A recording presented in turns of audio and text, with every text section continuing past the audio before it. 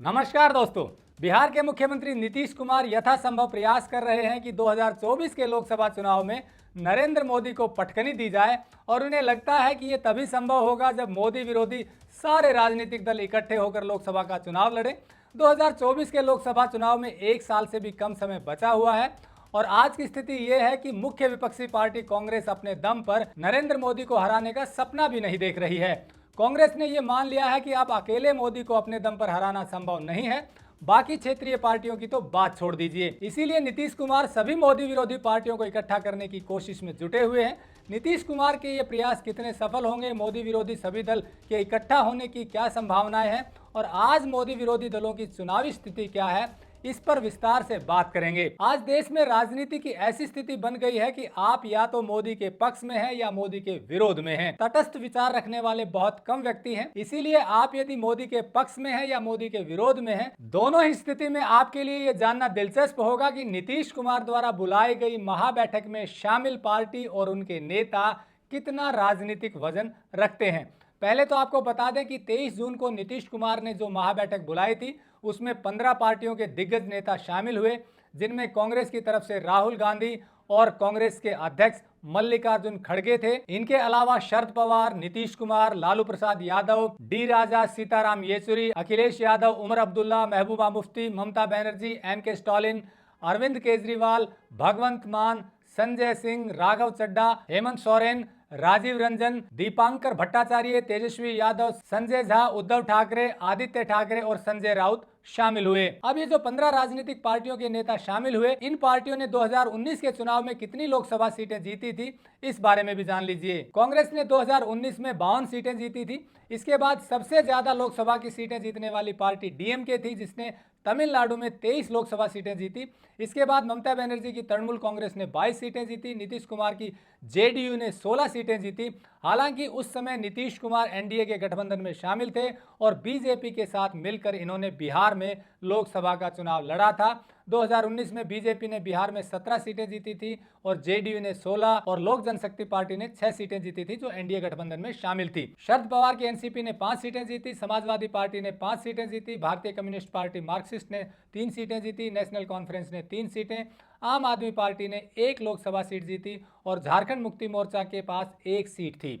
मार्क्सवादी communist party CPI के पास 1 seat 2019 के लोकसभा चुनाव में हिस्से आई थी। इन सभी राजनीतिक पार्टियों की 2019 की लोकसभा में जीती गई सीटों को जोड़ दें, ये करीब 133 सीटें बनती हैं। लेकिन ये गणित इतना आसान नहीं है, क्योंकि गठबंधन होने के बाद समीकरण बदल जाते हैं, वोट प्रतिशत बदल जाता है। ऐसे में यदि ये मान भी लिया जाए कि जो पार्टियां महागठबंधन में शामिल हुई थी वो मिलकर लोकसभा का चुनाव लड़ेंगी 2024 का, हालांकि ये इतना आसान नहीं है, फिर भी यदि मान लिया जाए तो क्या समीकरण बनते हैं ये भी देख लीजिए। बिहार की बात करें तो जेडीयू, आरजेडी, कांग्रेस मिलकर चुनाव लड़ेंगे। यहां यह गठबंधन बीजेपी को सीधी टक्कर दे सकता है। उत्तर प्रदेश की बात करें तो 2019 के लोकसभा चुनाव में सपा और बसपा ने मिलकर चुनाव लड़ा, लेकिन बीजेपी को मात नहीं दे पाए। सपा ने 5 सीटें जीती और बसपा के हिस्से 10 सीटें आई थी। इसके बाद बड़ा राज्य है महाराष्ट्र, जहां 48 लोकसभा की सीटें हैं। महाराष्ट्र में एनसीपी, कांग्रेस और उद्धव ठाकरे वाली शिवसेना मिलकर लड़ते हैं तो बीजेपी को सीधी टक्कर दे सकते हैं। बंगाल की बात करें तो इस महागठबंधन का बहुत ज्यादा असर नहीं होगा, वहां सीधा मुकाबला बीजेपी और तृणमूल कांग्रेस के बीच में है। ऐसे में पहले जो स्थिति थी 2019 में, वही स्थिति अब भी रहेगी। झारखंड में पहले से ही झारखंड मुक्ति मोर्चा, कांग्रेस और आरजेडी का गठबंधन है। ऐसे में यदि ये मिलकर लड़ेंगे तो बीजेपी को सीधी टक्कर दे सकते हैं। जम्मू कश्मीर में भी महागठबंधन ज्यादा असर नहीं दिखाएगा, क्योंकि वहां पहले से ही बीजेपी और बाकी पार्टियों के बीच सीधी टक्कर है। आम आदमी पार्टी की बात करें तो दिल्ली और पंजाब में कांग्रेस के साथ मिलकर लड़ने पर ये कुछ सीटों में बढ़ोतरी कर सकते हैं। इसके अलावा तमिलनाडु और केरल में गठबंधन की मजबूती का बीजेपी पर फर्क नहीं पड़ेगा, क्योंकि बीजेपी वहां पहले से ही 0 पर है। हालांकि इस बार केरल में बीजेपी जोर शोर से चुनाव प्रचार कर रही है और उसे वहां कुछ सीटें जीतने की उम्मीद नजर आ रही है। कर्नाटक में यदि कांग्रेस और जेडीएस मिलकर लोकसभा का चुनाव लड़ते हैं तो बीजेपी पर भारी पड़ सकते हैं। इसके अलावा जो बड़े राज्य हैं जैसे आंध्र प्रदेश, उड़ीसा, तेलंगाना, जहां क्षेत्रीय पार्टियां मजबूत हैं, ये लोग नीतीश कुमार के गठबंधन में शामिल नहीं हो रहे हैं।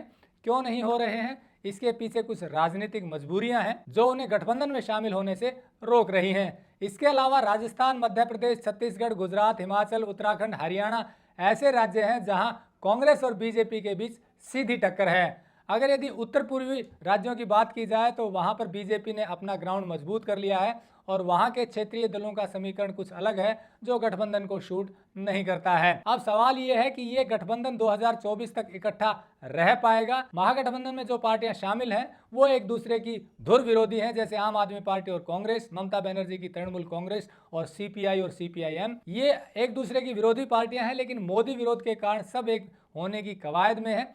सत्तारूढ़ पार्टी का विरोध करना विपक्ष का काम है। स्वस्थ लोकतंत्र के लिए विपक्ष मजबूत होना जरूरी है। ये इसलिए भी जरूरी है ताकि सत्तारूढ़ पार्टी निरंकुश ना हो जाए। मजबूत विपक्ष का रोल निभाने की जिम्मेदारी कांग्रेस के कंधों पर है। यदि कांग्रेस को लगता है कि मोदी के शासन में सब कुछ गलत हो रहा है तो फिर उसे ये बात जोर शोर से जनता के बीच में उठानी चाहिए। 2014 के लोकसभा चुनाव से पहले मोदी ने कांग्रेस के कथित घोटालों का जनता के बीच जोर शोर से प्रचार किया। इतनी मजबूती के साथ उन्होंने चुनावी कैंपेन चलाया कि कांग्रेस धराशायी हो गई। अब कांग्रेस के पास भी मोदी का विरोध करने का भरपूर मौका है, लेकिन कांग्रेस क्षेत्रीय दलों के कंधों पर बैठकर मोदी को हराना चाह रही है।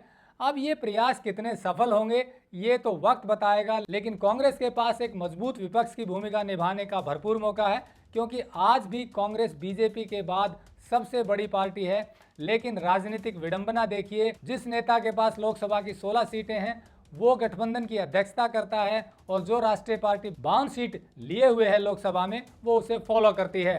2024 के लोकसभा चुनाव में मोदी को हराने के लिए अपने सारे विरोध भूलने की बात करने वाला ये राजनीतिक महागठबंधन कितना कामयाब होगा, नीतीश कुमार के प्रयास कितने सफल होंगे, क्या ये मोदी को टक्कर दे पाएंगे या फिर ये गठबंधन इलेक्शन से पहले ही बिखर जाएगा, इसके बारे में आपकी क्या राय है ये कमेंट में ज़रूर बताएं, क्योंकि जनता की राय से ही चुनाव बनते और बिगड़ते हैं।